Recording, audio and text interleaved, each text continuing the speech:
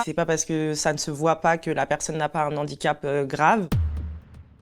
J'ai perdu mes 2 jambes en dessous le genou à la suite d'un incendie criminel. J'avais 4 ans quand j'ai eu l'accident. La majorité du temps, dans mon quotidien, je suis en pantalon. Et quand je suis en pantalon, comme j'ai une démarche très naturelle, personne ne se doute une seule seconde qu'il me manque les 2 jambes. Au quotidien, les problèmes auxquels je suis souvent confrontée, c'est aux caisses prioritaires, souvent. Les gens qui ne me croient pas, qui remettent en question ma légitimité à être à ces caisses-là. Ou alors, quand il s'agit de parking PMR, souvent on prend à partie en me disant que j'ai pas à être garée ici, que je suis jeune, que je respecte rien. Il y a une fois, je faisais mes courses dans un supermarché, j'étais à la caisse prioritaire. Derrière moi, il y avait une dame et sa fille enceinte. Elles me disent de façon assez agressive qu'elles sont prioritaires et que du coup, elles veulent passer devant moi. Moi, je garde mon calme, je leur explique que moi aussi, je suis prioritaire. Sa mère s'énerve encore plus et me dit « Quoi, vous êtes prioritaire? Non, mais on donne la carte à tout le monde aujourd'hui. » Et en fait, ça m'a tellement énervée parce que je me suis dit « Mais pourquoi elle se permet de porter un jugement alors que c'est ma condition depuis plus de 25 ans. » Du coup, comme je peux enlever mes prothèses sans les mains, j'ai fait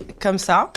J'ai pris la prothèse, je l'ai mis sur le tapis, je lui ai dit on fait comment? Elle m'a dit oh, je suis désolée mademoiselle, est-ce que vous me comprenez? Vous, ça se voit vraiment pas. Et je lui ai dit mais en fait ça n'a pas besoin de se voir. À partir du moment où je vous dis que j'ai la carte, vous aussi vous l'avez, on attend chacune son tour et c'est tout. C'est vrai que le handicap il est souvent associé au fauteuil roulant ou alors une personne qui peuvent identifier ayant un handicap visible. Et parfois ça peut être juste une personne qui a une canne, une personne qui a une béquille. C'est tellement une charge mentale que de tout le temps devoir se justifier, que de stresser de sortir sa carte ou d'utiliser les caisses, les parkings PMR, etc. J'essaye de plus en plus en fait de me défendre, de pas me laisser faire. Mais je vous dis ça aujourd'hui, il y a 2 jours, il y a une dame qui m'a demandé de me lever dans le métro. Bah je me suis levée.